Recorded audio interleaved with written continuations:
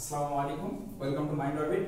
তো এসএসসি তে যারা সায়েন্সে পড়াশোনা করো, যারা বিজ্ঞান বিভাগে পড়াশোনা করো, তোমাদের পদার্থবিজ্ঞানের চতুর্থ অধ্যায় অর্থাৎ কাজ, ক্ষমতা এবং শক্তি এই অধ্যায় থেকে একটা প্রশ্ন প্রায় প্রতিবারই কোনো না কোনো বোর্ড পরীক্ষা আসে। সেটা হচ্ছে কোথায় গতিশক্তি বিভব শক্তির n গুণ হবে।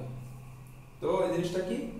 জিনিসটা হচ্ছে, মনে করো তোমরা বোর্ড কোশ্চেন অলরেডি অ্যানালাইসিস করতেছো বা হয়তো সামনে করবা, তো দেখবা বেশিরভাগ বোর্ডে প্রত্যেকবার কাজ, ক্ষমতা, শক্তি থেকে একটা প্রশ্ন আসে। ধরো এই একটা বস্তু, এই বস্তুটাকে আমরা এখান থেকে এখানে ফেলে দিলাম, অর্থাৎ 30 মিটার উপর থেকে, ভূমি থেকে 30 মিটার উপর থেকে একটা বস্তুকে আমরা ফেলে দিচ্ছি।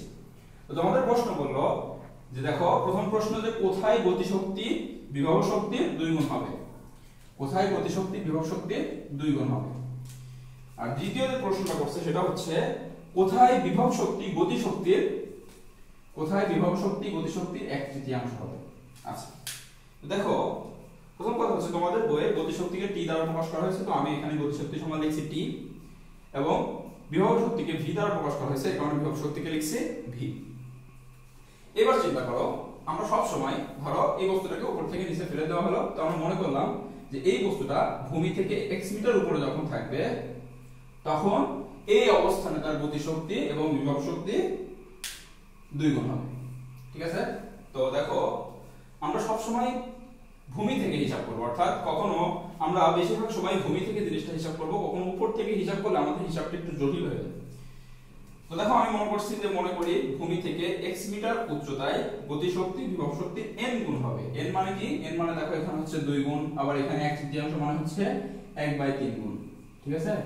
আচ্ছা, তো দেখো এই n এর মানটা কি হবে, এই x এর মানটা কি হবে, অর্থাৎ ভূমি থেকে কত মিটার উচ্চতায় হবে। এই x এর মানটা হবে, দেখো এমসিকিউ এর ক্ষেত্রে তোমরা যেটা ইউজ করতে পারো h/n+1। h/n+1 মানে কি? দেখো এক নম্বর প্রশ্ন যদি আমরা চলে যাই, কোথায় গতিশক্তি বিভব শক্তির 2 গুণ হবে, তার মানে দেখো এখানে n এর মান কত দেওয়া আছে বলতো, 2। ঠিক আছে?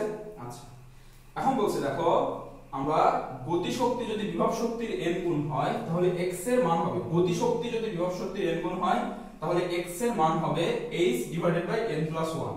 তাহলে দেখো এখানে h এর মান কত বলতো, এখানে h এর মান হচ্ছে 30। তাহলে ভূমি থেকে কত মিটার উচ্চতায় হবে, x এর মানটা হবে হচ্ছে h/n+1। h এর মান এখানে কত, h এর মান 13, n এর মান 2 আর যোগ 1 মানে 30/3, তার মানে এর आंसर হচ্ছে 10।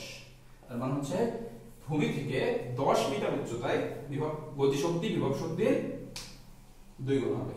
এবার দেখো 2 নম্বর প্রশ্ন, দেখো 2 নম্বর কি প্রশ্ন বলছে, 2 নম্বর প্রশ্ন বলছে কিন্তু উল্টা।